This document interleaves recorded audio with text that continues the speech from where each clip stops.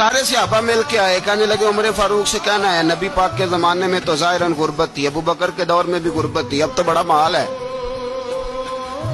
عمر سے سفارش کرو کہ عمر نیا کرتا پہنا کرے۔ ملکوں کے سفیر آتے، عمر وہی پھٹی پرانی چادر اوڑھ کے اور وہی کئی جگہ پہ پیوند لگے سوٹ پہن کے سفیروں کے سامنے بیٹھ جاتا ہے۔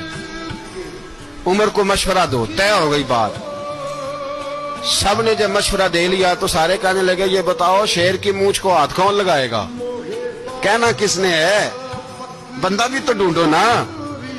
میں کہا جناب میرا یہ خیال ہے کہ مولا علی شیر خدا کہیں گے، کیونکہ جس شخص کی عمر کو سب سے زیادہ حیا کرتے دیکھا وہ شیر خدا مولا علی ہے، رضی اللہ تعالی علی کہیں گے، اس لیے کہ جناب علی تو کئی دفعہ جب گفتگو کرتے تھے تو حضرت عمر چپ کر جاتے تھے اور فرماتے تھے علی نہ ہوتا تو میں ہلاک ہو جاتا۔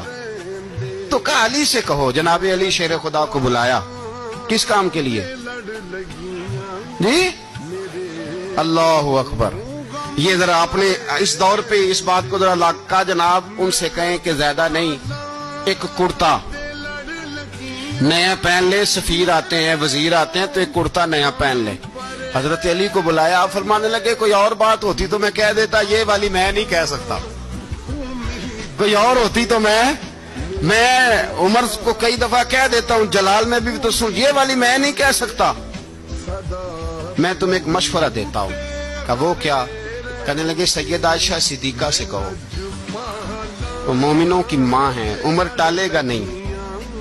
اماں جی سے جا کے کہا اماں جی نیا کرتا عمر سے کہیں پہن لیں، وزیر آتے ہیں بڑے بڑے لوگ تو چلو کوئی عرض نہیں۔ اماں جی نے کہا اچھا کوئی بات نہیں میں بلا لیتی ہوں۔ جناب عائشہ نے پیغام بھیجا،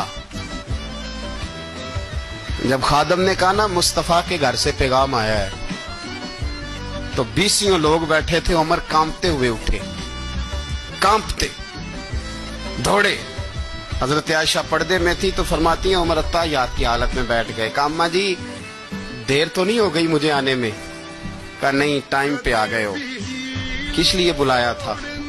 کہا عمر دیکھو غربت کے معاملات اور ہوتے ہیں، جب اللہ آسانی دے تو کوئی چیز استعمال کرنا حرام نہیں ہوتی، اگر حرام ہے تو بتاؤ۔ کہا نہیں اماں جی حلال ہی ہے۔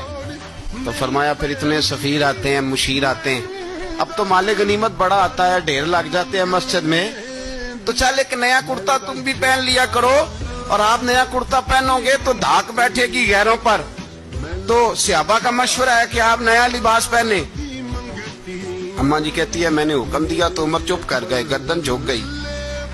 تھوڑی دیر کے بعد سیدنا عمر فاروق نے سر اٹھایا تو داڑھی پہ آنسو گر رہے تھے، رو پڑے، کہنے لگے پاک محبوب کی پاک بیوی جیسے حکم کرتی ہو میں حاضر ہوں، پر مجھے وہ والا لباس پہنانا جو میرے مصطفیٰ نے پسند فرمایا ہے، اگر یہ رنگ رسول پاک کا ہے تو میں حاضر ہوں، اور اگر نبی پاک کا نہیں تو پھر جیسے آپ حکم کریں۔